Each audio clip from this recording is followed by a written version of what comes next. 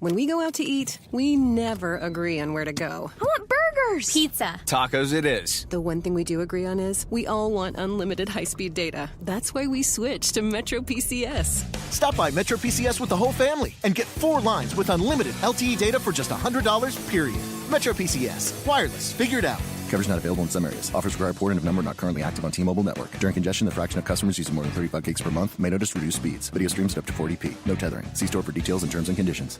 Blog Talk Radio. 1, 2, break down. Your feet and shake. Break down. Break down. Your feet and shake. Break down. Break down. Your feet and shake. Break down. Break down. Your feet and shake. Break down.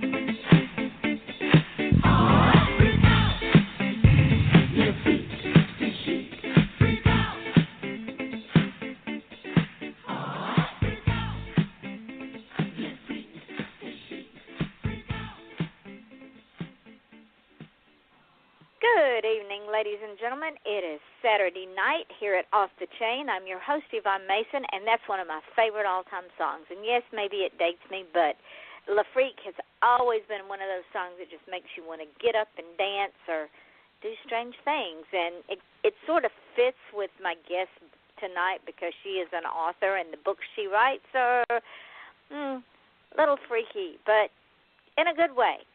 But before we get to her, I want to say thank you to my guest, to my listeners, because this is not my show. It's your show, ladies and gentlemen. Y'all are making this show so successful. We are so close to 100,000 listeners that it is frightful. It is very, very frightful. And we're right on the edge of 80,000 listeners just on the show here itself, and we're just about to turn the corner on 100,000 listeners with all the podcasts. Now, for those of y'all that don't know, this show, when it goes up into archives, is not only heard here on Blog Talk Radio, it is heard on iTunes, it is heard on Stitcher, it is heard on FM.com, TuneIn Radio, YouTube, SoundCloud, Mixcloud, Spreaker, Podcast and Podcast Garden. So if you have any of those podcasts, or if you want to download any of those podcasts, feel free and share it with everybody because we're heard in over 70 countries around the world. So my guests are getting heard in places they might not have been able to be heard before. And Australia, thank y'all because y'all once again continue to be our biggest listening base here at Blog Talk Radio. Y'all are 96% of the listening base. So in turn, I want to give kudos to a band that comes out of your country. It's the Teskey Brothers. They are absolutely amazing. They are a blues band, and if I didn't know better, I'd swear that they were born on, raised, and started singing on Bourbon Street because they sound like Otis Redding and Eric Clapton, Robert Johnson, Johnny Lang, B.B. King, all rolled into one nice, tight package. These guys are absolutely amazing. So, again, if you haven't listened to them, you don't go now, but later on go and pull up the Teskey Brothers and listen to their music. They're on Reverb Nation. I think they're on iTunes. They're on CD Baby. You can get their music anywhere. These guys are amazing. Now, Monday night, we're going to have shows every night next week from Monday through Saturday. But Monday night, the show will be at 9 o'clock Eastern Standard Time. And my guest will be the one and only best-selling author, James Swain. If you've never read any of his books, do, because he writes some absolutely amazing books. I met Jim years ago in Sarasota when I went to an independent bookstore and did a book signing, and he also at the same time was doing a book signing there.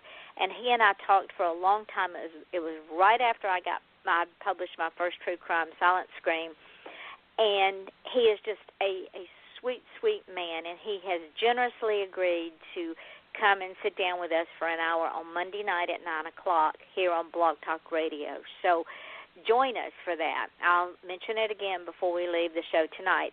On January the 5th at 10 o'clock p.m. Eastern Standard Time, put this on your calendars because we will tune into the Investigation Discovery Channel because I will be on that channel on the show Married with Secrets discussing Gerard Schaefer and my book Silent Scream because that book is about his victims.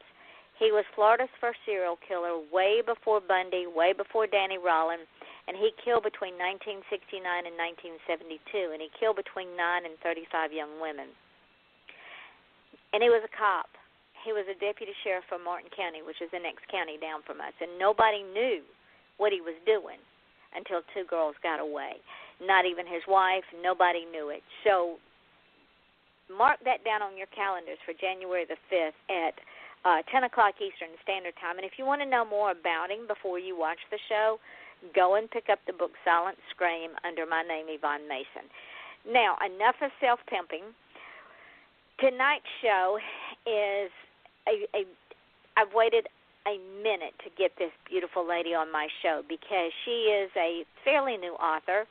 She's only been out there for like 19 months. So in this industry, she's considered a newbie, but she has put together some really, really beautiful, beautiful books that we will be talking about. But I want to tell you a little bit about her. Her name is L.K. Shaw, and she is a physical therapist assistant. I may need her to get to teach me how to talk again. And she does this by day, and at night, her other persona comes out. She's a writer and a social media addict, sort of like me. She resides in South Carolina, but she's not a native South Carolinian. But you can't tell it when you talk to her because she has adopted the South apparently with all of her heart. And she has a high-maintenance Beagle mix pup named Miss P. Now, I don't know who has who. I think Miss P owns her. We'll talk about that. And she should probably, Miss P should probably have her own Instagram account. I mean, Miss P really believes she's a four-legged person, not a four-legged animal. LK is an avid reader since childhood, and she became hooked on historical romance novels in high school. It wasn't until within the last 7 or 8 years when she tried her hand at contemporary romances. There is a difference, ladies and gentlemen. While hysterical romance remains one of her favorite go-to genres, romantic suspense, especially with a little kick thrown in, remember what I said, her books have a little twist to them, have become a first pick from her TBR list. For y'all that don't know that, it's to be read. She initially began writing in November of 2015 as part of the National Novel Writing Month, when suddenly the story became something more than just a, sure, I'll try to put some words together. The vision for the story snowballed, and before she knew it, she began taking steps toward publishing. Each book in her first series feature romantic suspense and BDSM combined, and she loves to interact with her readers. So when we get down to the end of the show, she'll tell you how she can be reached. LK, thank you, my dear, for spending an hour with me on a Saturday night. Oh, Yvonne, thank you so much for having me. I appreciate it. Well, where else would you want to be? I mean, it's snowing up there. It's cold down here. Who wants to be out in this? I don't.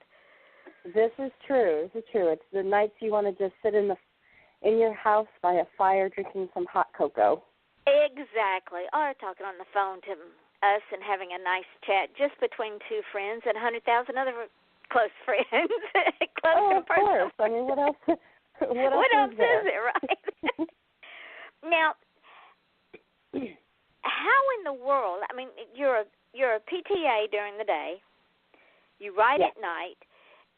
When you were a little girl, was this even? Were either one of these things even on your radar? No, not at all. I love to read. I always read, even when I was little. I had the Richard Scarry books when I was a child. I had the Laura Ingalls Wilder Little House on the Prairie box set. I read all the time, constantly. I was a reader. I loved to read, and even growing up. And I actually, it was the summer between my junior and senior year in high school, and I had run out of books. I was reading suspense for teenagers. It was Christopher Pike and R.L. Stine. And I ran out of books to read. And my mother was a reader as well. I grew up reading with her. And she handed me one of her romance novels, and that was it. So, and then even growing up, I didn't even know that I wanted to be in healthcare until I was probably in my late teens. What made you decide to go into that field? Because that can be a very unforgiving field. Well, I originally thought I wanted to be a nurse, but then I remembered that I didn't like needles, and I thought that was probably not going to be a good idea. And so I really didn't know what I wanted to be. I just knew I wanted to work in healthcare. And I was an office manager for many, many years. I actually worked for a university, and I was scrolling through the program of classes that they offered, and I ran across physical therapy. And I was reading what it was about, and it really just kind of struck something in me that I was really interested in that. And unfortunately, at the time, I couldn't pursue it because it was a full-time master's class, and I worked full-time. I wasn't married. I wouldn't have been able to continue with my education. So I just kind of let it go, and then I ran across someone who said that a physical therapist assistant was something that existed, and it was like I was meant to be there. My son is a PTA, and that is a tough degree to get. He thought he wasn't going to make it, but he's a brilliant young man, and he didn't get into it until in his early 50s. So when someone says, well, I'm a PTA, and people go, yeah, you're just an assistant. No, you almost have to be a PT to get that degree. Am I right? Oh, absolutely. I mean, the only difference between an assistant and the actual PT is that the PT can do the evaluations and discharges. But, you know, the assistant is the one who also does all the treatment. You know, we look at the eval, we decide on what we're going to do to how we interpret the evaluation, and then we treat the patient accordingly in order to give them the best quality of life and to make them, hopefully, get them well and get them home. I'm going to tell you a real quick story, and you will appreciate this. And I know you follow me on Facebook, so you remember back in August when my husband had colon cancer. And I do. He had to have a resection. Well, my husband is not wheelchair bound, but scooter bound. He can't walk, but maybe 2 steps on a good day. That's from his scooter to the toilet. But he has to hold on to all of the handicap things I have in my house. Well, after surgery, now he hadn't eaten in 9 days, nor had he slept, because, you know, a hospital is no place to get well. It's where you go to die. And so he was very, very weak. And so the nurse, bless her heart, said, I'm going to get some physical therapy for him. I said, okay, fine.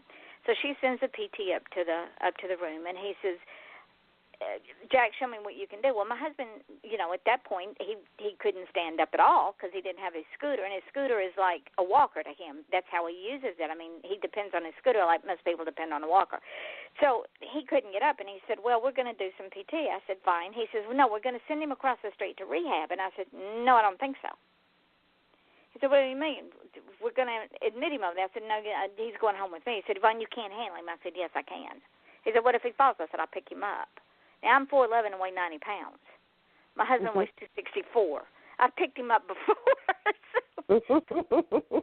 So this 6'12" man and I are having this discussion. I'm looking up at him, shaking my finger in his face, and I could see it in his eyes. He's laughing at me, right? So I finally get him out of the ICU and get him down to a room. Well, when I get him down to a room, I go and get his scooter out of the car. And I told the nurses there, I said, this is what we're going to do. I'm going to get his scooter. I'm going to park it over against the wall, and y'all are going to help me walk him to that scooter. They said, okay. Show us what you want us to do. Well, we did. He got in the scooter. He ate his breakfast, and then he's zipping up and down the hallways because he can't get in the bathroom and the room because it's a semi-private room. It's not handicap accessible, so we have to go to the public bathroom. Well, he's getting up and down and moving around like he would at home because he had his scooter. And so well, you know, when you're used to that, it makes a difference. So I send the assistant down to get the PT guy, and he comes up. He says, okay, Mr. Jack, show me what you can do. Well, Jack was sitting in his scooter in the room, so he plants his feet on either side of the scooter and grabs hold of the turning thing and stands up. And the PT goes, Yvonne, I bow to you. I bow to you. I never would have believed it. I said, we know what we're doing. We've done this a long time. Yeah, well, you know, and that's the thing. And, you know, we try to encourage, you know, family support because you guys know your loved ones best and what's going to be best for them. And so, and you know what he's capable of. Well, it was a funny day. So when I read that you were a PTA, I said, yeah, LK will appreciate this short story. Yeah. From a Good man for him. I'm glad he was able to do that because that's fantastic. Yeah, because, see, they were ready to put him in rehab, and I'm going, no, he's not going to go over there and be admitted to rehab because that's not going to happen. He's going home with me. So, so I said, yeah, well, okay. I'm glad he was able to, for sure. And sadly, there's so many that can't, that don't have that support. Mhm. So, okay, yeah, absolutely. You go from a PTA to writing. What in the world, my darling friend, got you to hook up with Nano? It was really peer pressure.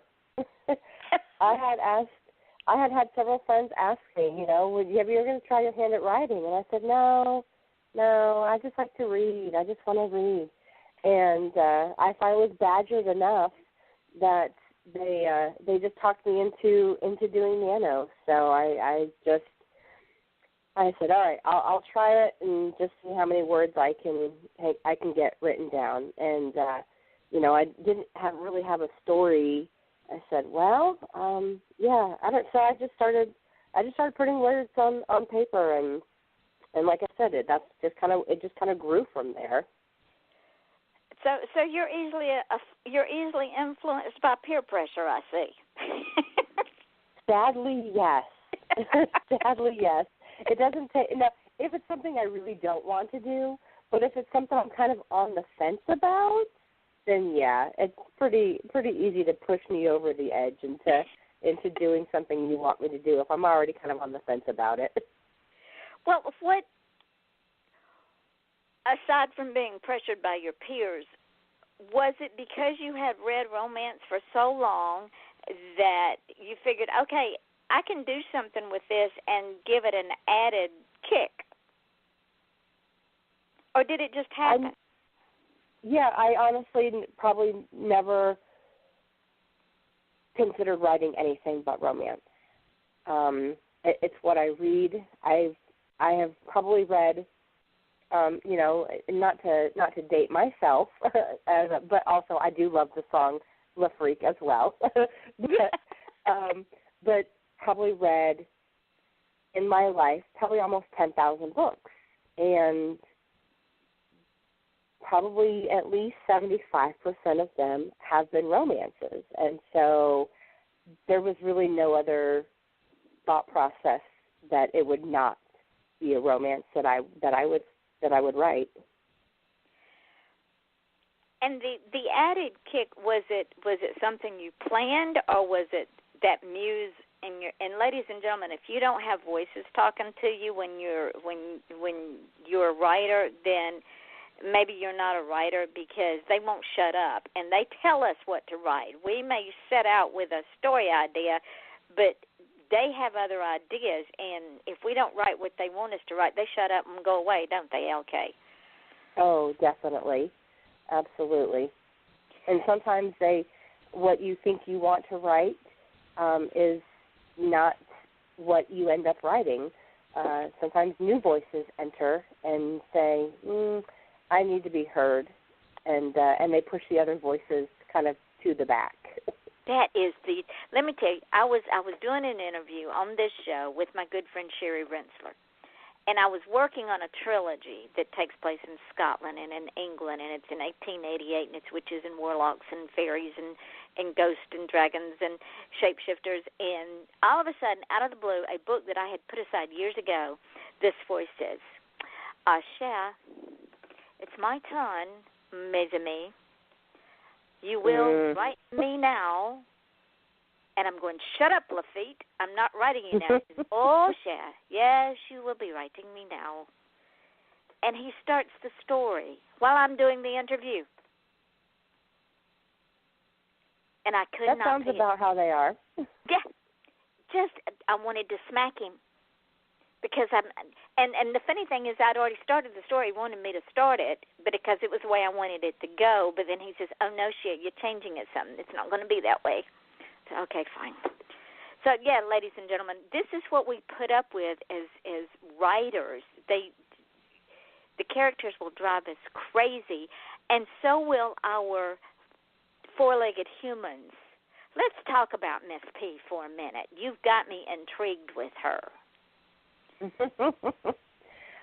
She's something else, that's for sure. She's a beagle mix. What is she mixed with, or do you know? I do not know. When I have suspicions just based on her body structure and her personality. I don't know exactly, but I thought about doing a DNA test on her just to see if my suspicions are close. But she almost looks like she's mixed with either boxer, which is the favored of other people who think she's mixed with, or pit bull. But if you look at her, she looks like a beagle in the face and her ears. But body structure, she's very tall, and she's very muscular. She's got the barrel chest and the muscular shoulders and thighs, and she's very strong. So at different angles, she looks, she could be either boxer or pit bull in her mix. But, again, I don't actually know. Her paperwork from the shelter says beagle mix. So. And I bet her personality is that of a beagle. She's food motivated, and she's easily distracted by smells. When she gets her nose smelling something, the hound takes in, and she will keep her nose to the ground and just sniff and sniff, and she will not listen to you, pay attention to you. Her focus is on whatever she smells. I think she does need her own Instagram account. She has many pictures. She has taken over my Instagram account many times, so she pretty much needs her own. But I'm trying to not go there yet. But I see it happening. Oh, okay. You've got to start her own Facebook page. Oh, I don't want to give her a big head. She already thinks she's all that. So. Well, she is, and a bag of chips. I'm telling you. Ladies and gentlemen, she is, according to LK, if you don't feed her when she thinks it's time, and she's fed in her time, not their time, she will not leave you alone until you go and feed her. Yes. Yes. 5 o'clock in the morning, she's on the bed, nudging you, waking you up. It's time for breakfast. At 5 o'clock in the morning? Yes. She can tell time. Oh, she can tell time. At 5 o'clock, has she lost her mind? Most normal people are asleep at 5 o'clock in the morning. I know. Usually I go back to sleep, get up, kind of bleary-eyed, feed her, and then go back to sleep. Oh my word! Yeah, you have to give her own Instagram account, because with a name like Miss P, I mean, the dog is destined. Oh, excuse me, the four-legged human. We must not insult her. She's laying at your feet. The four-legged human is destined to be a star. She is a diva. Oh, she is, very much so. And yes, she lets her beauty get to her head.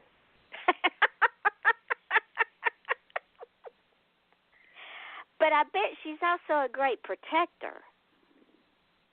That's the sad thing. No, she's the worst guard dog ever. Really? She's the worst guard dog ever. I told this story to my readers, and totally true. I came home really late one night. I walked through the entire house to my room. She was sleeping in another room at the time. Came into my room, went back down to the other end of the hallway, back to my room, back to the kitchen, and back into my room, and not once did she even hear me. Never came to investigate, never even twitched. But if I'm in the kitchen and I open a Ziploc bag that might contain some food, she will hear me from 3 rooms away, and she will come running. It's called selective hearing. Yeah, but for real, I did. It was, I don't even know what time it was, but it was like 1 o'clock in the morning I came home. And I walked through the house like 3 times, and she never even came out to investigate, didn't even pay attention. So, no, she's the worst guard dog ever. That's funny. Well, maybe she knew the sound of your walk. Maybe she knew the sound of the car and knew all was well. Maybe. I can't give her that much credit, though, because it wasn't the first time that it happened. Oh, yeah, you got to get... She was sleeping. She just didn't care. You've got to give her own Instagram account. Now, I want to jump back to your books because we're really going to get heavy into your books. Yes, ladies and gentlemen, we're going to talk about our books because, no, y'all can't go now. You have to wait until after the show because you're going to miss something. What made you add the suspense and the BDSM to your romance? It almost seems like an oxymoron. Well, there's those 2 different elements that are incorporated in the book. And the romantic suspense was really, truly just by accident.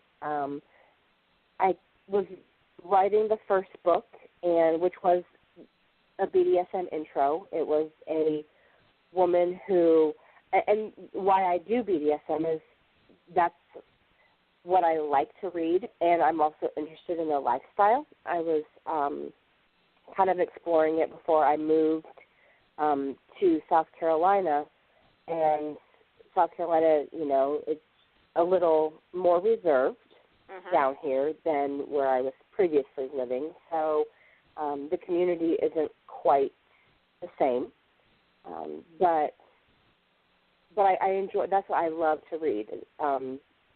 I like reading about BDSM, so it's kind of what I know a little bit about, and so that's where that came in. And then the romantic suspense, I kind of wanted to add another element to the story to make it a little more interesting. Now, for the folks that maybe have been living under a rock or just now got internet or electricity and are going, what the hell are they talking about? BDSM. What is that? A new food? What is it? BDSM it's an acronym. It stands for bondage and discipline, dominance and submission, and sadist and masochist, or sadism and masochism. It's basically a kinky lifestyle is kind of a broad general definition, but it's so many more things. But Explain. It boils down to that's what the definition of it is that the BDSM stands for, the acronym. Okay, so explain again for those that are going, oh, what the hell are these people talking about? How is it much more? Because it is much more.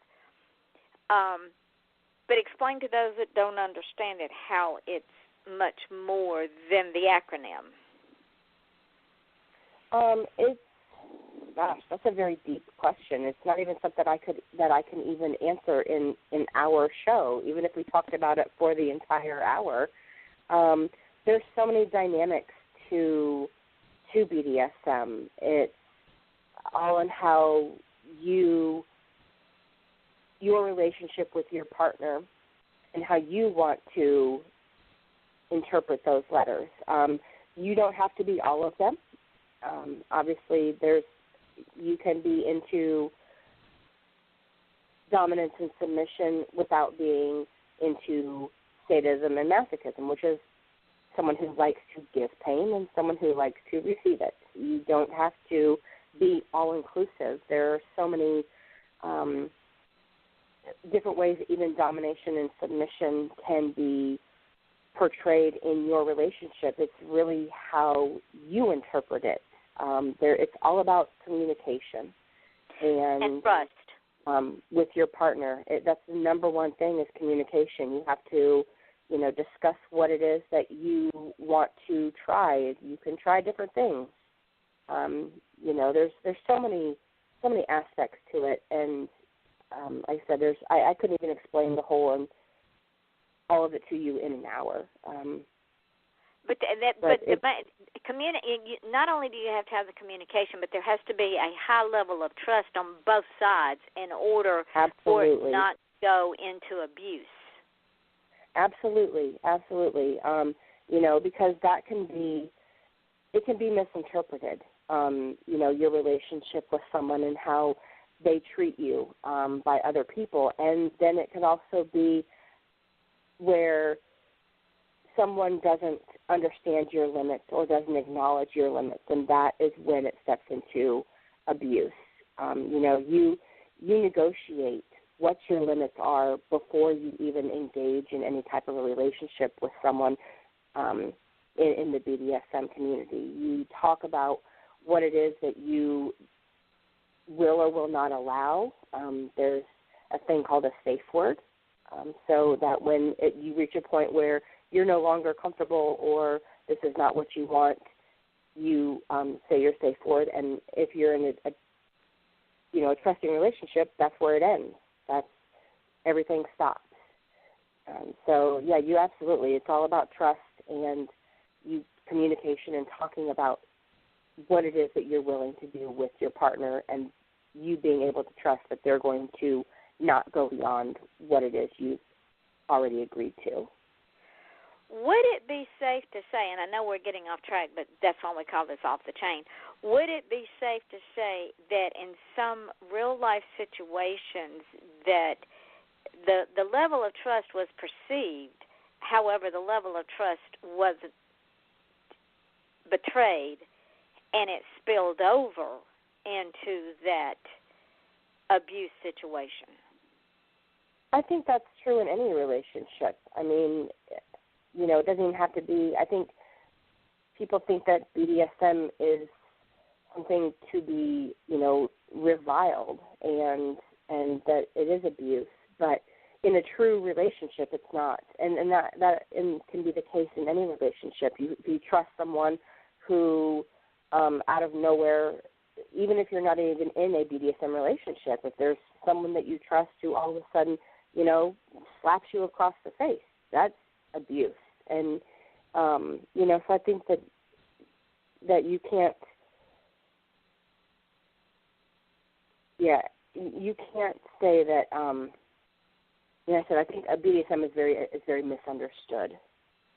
And that's where I wanted you to go with that, because, like you say, people get the wrong idea if they're not educated. And in anything we do, in order to understand it, we have to be educated.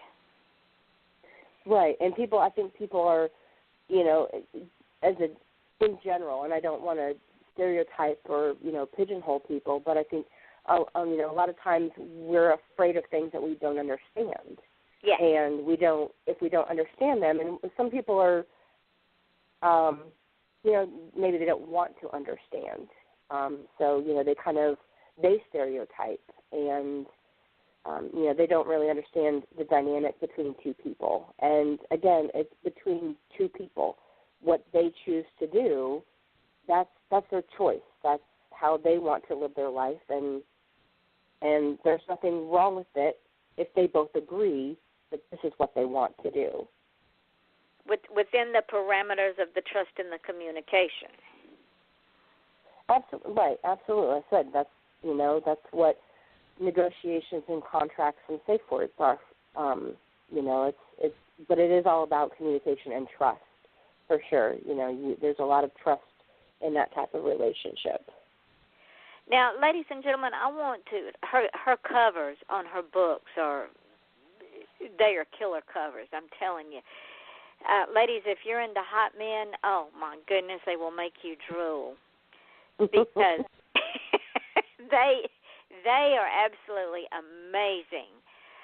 But this is what LK says, under Secrets of Betrayal, and the thing about this particular synopsis that I was reading earlier, LK, is you added a dynamic that is so prevalent in today's world that is just makes me want to read it. And this is what she says. She says, this book contains dark elements that may be difficult for some readers. So she puts that caveat in there. But the Secrets of Betrayal, the synopsis is like this: betray, verb, to deliver to an enemy by treachery. Sold to a sex trafficker by her drug-dealing boyfriend, Phoebe Lawson possessed first-hand knowledge of the secrets of betrayal. She'd given up all hope. Her life no longer held any meaning. She would have wished for death to come and take her away, except she knew wishes were wasted on people like her. Until the day he entered her life, he was a beacon of light in the bleakness she called existence. His arrival sparked a longing inside her that maybe hope wasn't a useless emotion after all. And then she says, heal, verb, to make sound or whole. Donovan Jeffries was the charming one, the flirty social dom of the local BDSM club Eden. He thought he'd found the perfect submissive until she betrayed him with another. He closed himself off, vowing to never give his heart to another woman until the day she entered his life. Her despair touched a part of his soul he thought forever lost, and he would move heaven and earth to piece all of her broken parts back together. The way that is written, the story of being sold as a sex slave, which is very prevalent in today's society, just jumped out at me. It made me want to read the book because I wanted to know the who, what, when, where, and how, and then go kill the guy that sold her. Spoiler alert. It's to me, that's an amazing story within itself. What in the world possessed you to write about trafficking? Now it's one of our hot buttons because girls disappear all the time and they wind up in God knows where. What an amazing story. Well, thank you.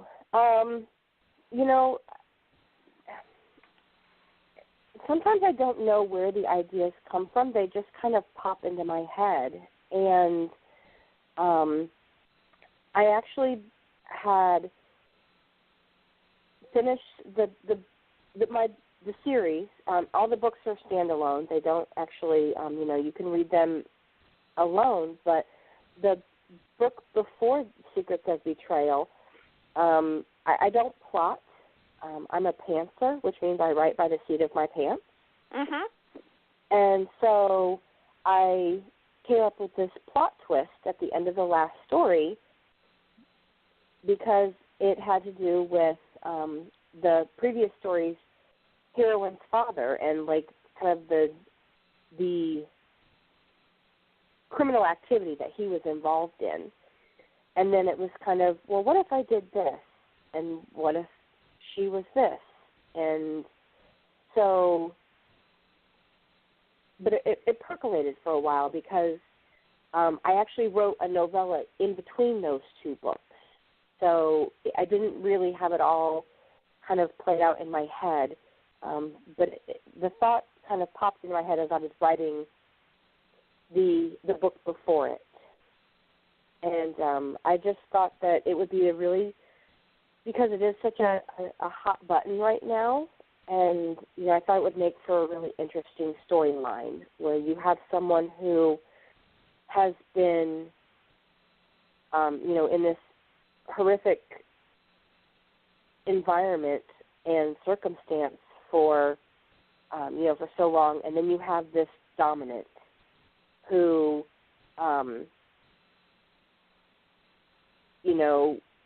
you have someone who's not into the BDSM, who's also been, scarred and traumatized, and how would submission kind of help her?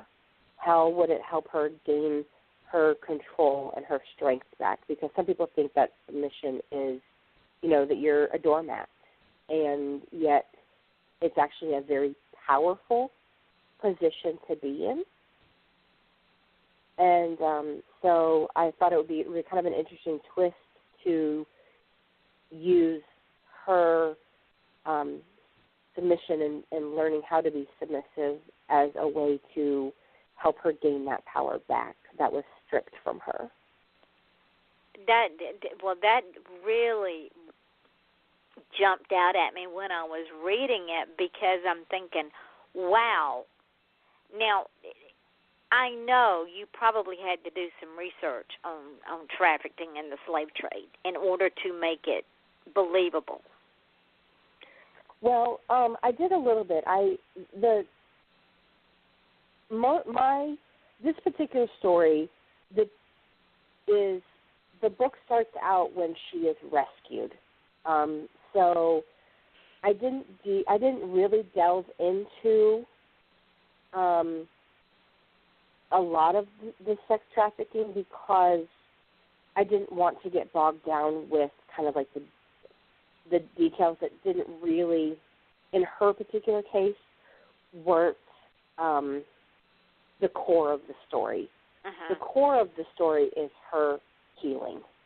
And so I didn't want to focus too much on how she was sold and how they transported her and where they kept her and things like that. I wanted to focus more on after it happened.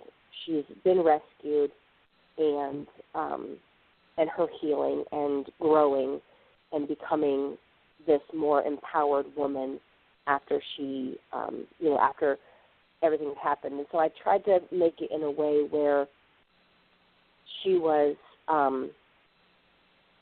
kind of treated well, in the aspect is that she was, which doesn't make it any better, but in the aspect of that she was a favorite of someone who, for him, treated her the best that he could. So that part of it I didn't do a lot of research in. I did more of the psychological recovery. Made me want to read it. That's excellent. Now, this other one.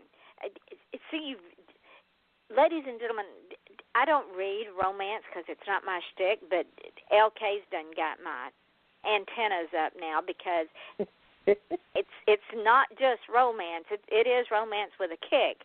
With his To Protect, Secrets number 3.5. The daughter of a drug addict, always looking for her next fix, Catherine Marsh grew up learning how to fend for herself. Her only saving grace, neighbor Emmett Jackson. Emmett's house was Katie's refuge when things got tough. He also became the father she never had, until one fateful night when Katie witnesses his murder. She runs to the police, not realizing that someone knows what she saw. Daniel Weber always dreamed of being a police officer. Graduating from the academy at the top of his class, he quickly moved up the ranks from beat cop to lead detective. He was well respected in the precinct until he made costly mistakes. His life is in a downward spiral, and he's days away from suspension when she walks through the door. Instinctively, he knows Katie will either be his downfall or his redemption. What happens when a cop whose career is on the line falls for the key witness in a murder? Can he protect her before she becomes the killer's next victim? Again, LK, I'm saying to myself, okay, who, what, when, where, and how? What an amazing storyline. Where did that one come from? Well, Detective Weber is actually, and believe it or not, that is the one novella in the, even though it's labeled Secrets 3.5, it's actually the one story in the Secret series that is BDSM. It's actually a vanilla, just your regular romantic suspense romance. But Daniel featured in very prevalently in books 2 and 3. Book 2, he was he was interested in my heroine, and unfortunately, obviously, he did not get the girl. But he kind of had this kind of pissing contest going on between the hero and him, and they've had this kind of love-hate relationship, which carried over into the 3rd book. And then I thought, this poor guy has gone through all of this stuff.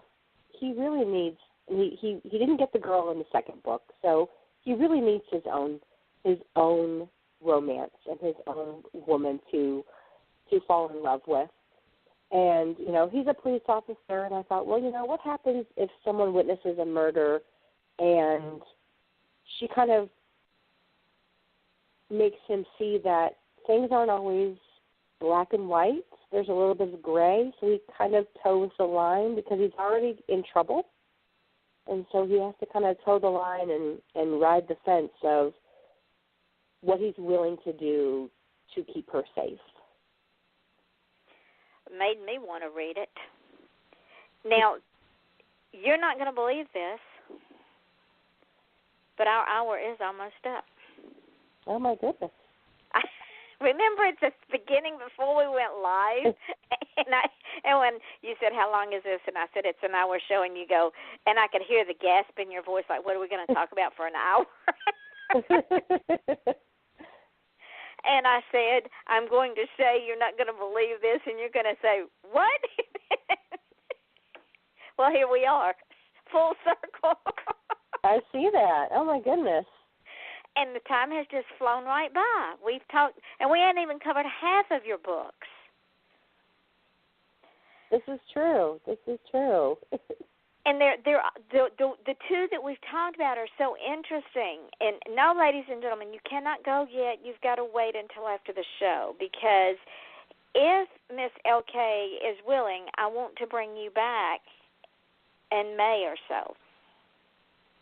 Yeah, absolutely. I would love to return. Because what will happen is you will become a regular on the show, and you will get a following here on the show, and people will go, okay, what's she got out now? What's she doing now? They'll want to know what you're doing. Excellent. Yes, I would love to come back. Thank you so much. See, and you won't be nervous at all. Because now now I know what to expect. Yeah, you're an old pro. And it's just a conversation between 2 friends and 1,000 listeners, 100,000 listeners. No pressure there. Yeah, not at all. It's a good thing that it's radio and not video. Oh, you would do just as fine on video, because I've had people tell me that I put them at so much at ease that they forget they're even on the radio. Yeah, but then I couldn't be in my pajamas. Sure you could. Of course well, you could. We would call it fireside chats. Oh, there we go. Winter evening fireside chats. Now, how much more relaxed can you get than that? This is true. This is very true.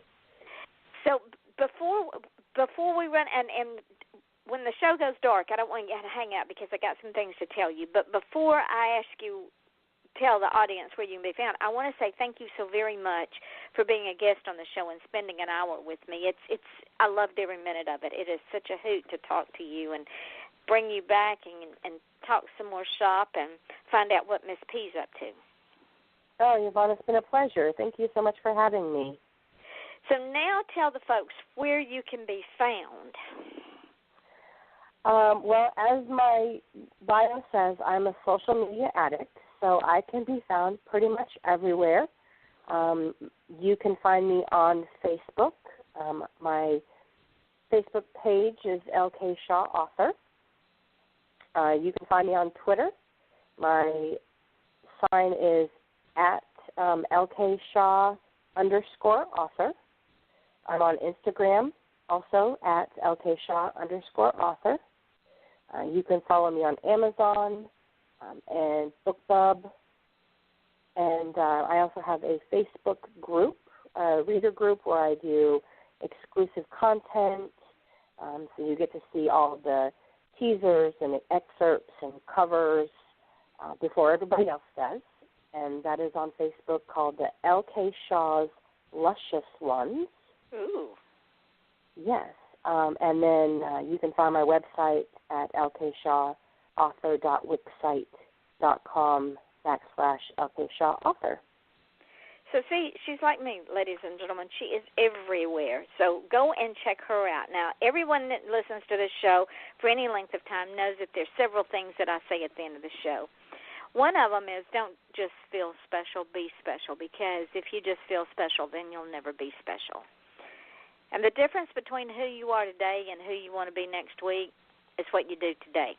So if you want to change the person that you are now to who you want to be next week, then change what you do. If you don't, then just keep doing what you do and run around in circles.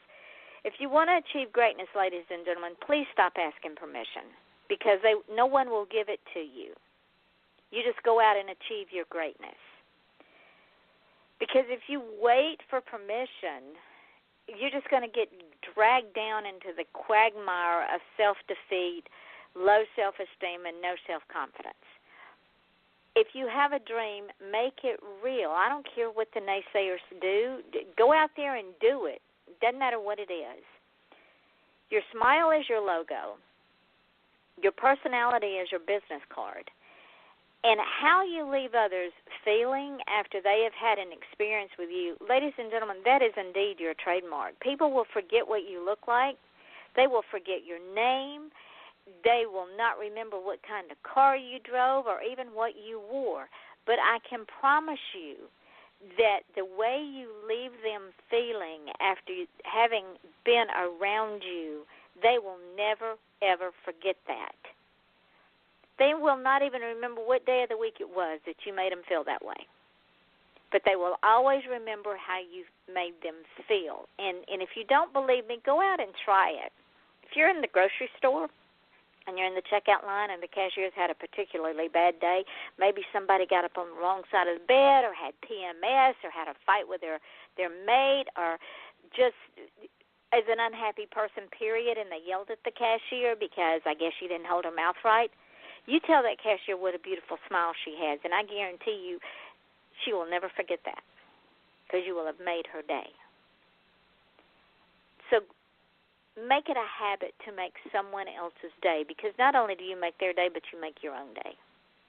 It's so much easier to be kind than it is to be unkind. You got to work at being unkind. Trust me, I've seen it in action. So it's much easier to be kind to people, no matter how unkind they are to you. You be kind to them, because then that sort of makes them feel bad. They won't admit it, but it will make them feel bad. So Monday night at 9 o'clock Eastern Standard Time, join me when best-selling author James Swain will be on the show. We will have shows all next week, Tuesday, Wednesday, Thursday, Friday, and Saturday. It just worked out that way. They will be all at Eastern Standard Time. And I want to thank each and every one of you for allowing us into your homes tonight. My guest, author L.K. Shaw, and I appreciate so very much y'all being with us tonight. And until Monday night, see, I almost forgot myself, it's that kind of night. Monday night at 9 o'clock Eastern Daylight Time with author James Swain. Until then, this is your host, Yvonne Mason, with Off the Chain, and my wonderful, wonderful guest, who I simply adore, author L.K. Shaw, saying, stay warm, stay dry, and love each other. Until Monday night, we say good night.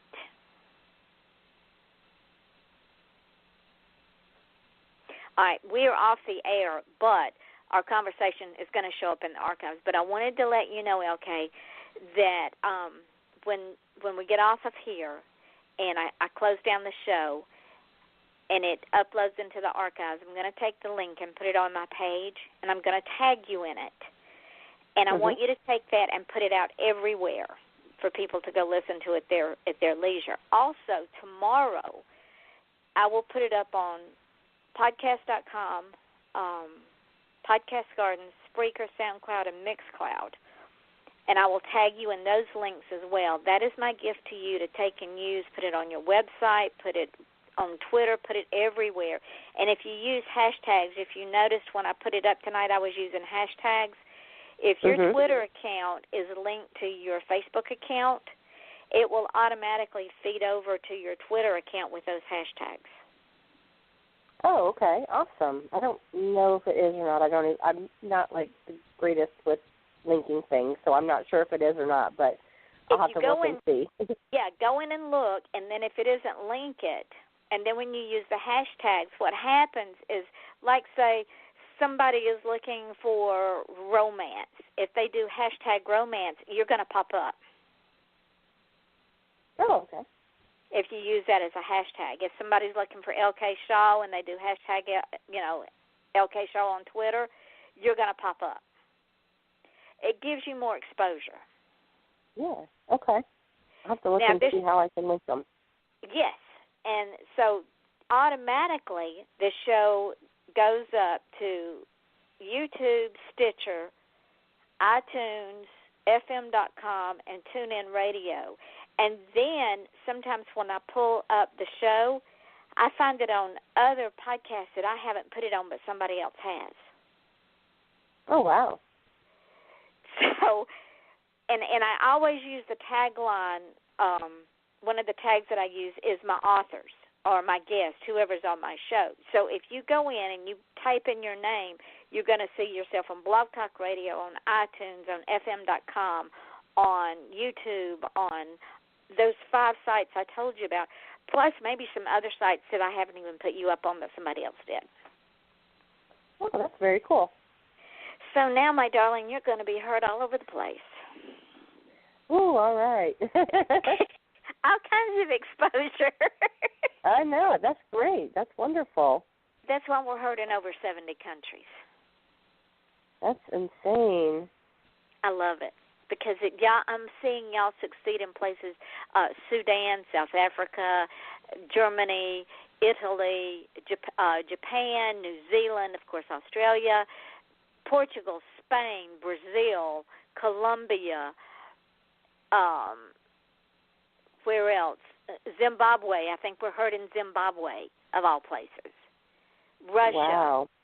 The Netherlands, Ireland, Scotland, Finland.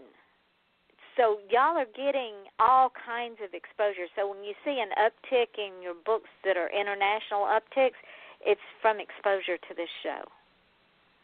Oh, that's just fantastic. So get ready to fly, my darling one. I hope so. It's wonderful. Thank you so much. I appreciate you inviting me to join tonight. It was a great experience. Well, see, and like I said, next time, and not just me, but anybody else that asks you to do a podcast or a show, you say, "Oh yeah, I'm an pro at this." And if they say, "Well, I'm not going to do it," it's always nerve-wracking when you're doing something new, that you've never done. Yeah. Well, and especially if you don't have a script. But see, if I do a script, then my guests are too busy trying to think of the answer to the question before I'm through asking the question, so they can't just relax and talk about the things that come out of their mouth because they're too busy trying to stay one step ahead of the questions. And so if you're ever, just a little bit of advice, if you're ever on another show and somebody says, give me 10 questions you want me to ask, say, no, let's just do it off the cuff. Go do a deep dive on me, research me. Here's my bio. Here's some things about me. Let's just do an off-the-cuff show, and it will go so much smoother. I will remember that for sure. All right, my dear, I'm going to let you go and enjoy your fire and your pajamas and your hot cocoa, and I will get this up in archives and send you the link and put you down for after sometime in May, because I've got some open dates in May, and by then you'll have some new books out. Yes, I should have probably 3 new ones by then. Okay, I can't wait. They'll probably grab me like the first 2 I read did. I hope so. That's the whole point of, that's the whole point is you want to try and find something that speaks to the reader and that they're, oh, this sounds so good. I want to read this. Exactly. And if you get an opportunity, listen into Monday Night Show. Okay. I don't know him. James Swain? Yes. He's an interesting I don't know him. writer. He's a very interesting writer. Look him up. I think you'll be pleasantly surprised. Okay, I'll have to take a look at his stuff. All right, my dear, I will let you go, and thank you once again. It was a very enjoyable short hour. Yes, thank you, Yvonne. I appreciate it so much. I hope you have a great night. All right, sweetheart, and you stay warm. Great, thank you. You too. Okay, honey. Bye-bye. Bye-bye. When we go out to eat, we never agree on where to go. I want burgers. Pizza. Tacos it is. The one thing we do agree on is we all want unlimited high-speed data. That's why we switched to Metro PCS. Stop by Metro PCS with the whole family and get 4 lines with unlimited LTE data for just $100, period. Metro PCS. Wireless. Figured out. Coverage not available in some areas. Offers require port of number not currently active on T-Mobile network. During congestion, the fraction of customers using more than 35 gigs per month may notice reduced speeds. Video streams at up to 40p. No tethering. See store for details and terms and conditions. When we go out to eat, we never agree on where to go. I want burgers. Pizza. Tacos it is. The one thing we do agree on is we all want unlimited high-speed data. That's why we switched to Metro PCS. Stop by Metro PCS with the whole family and get 4 lines with unlimited LTE data for just $100, period. Metro PCS. Wireless. Figured out. Coverage not available in some areas. Offers require port of number not currently active on T-Mobile network. During congestion, the fraction of customers using more than 35 gigs per month may notice reduced speeds. Video streams at up to 40p. No tethering. See store for details and terms and conditions.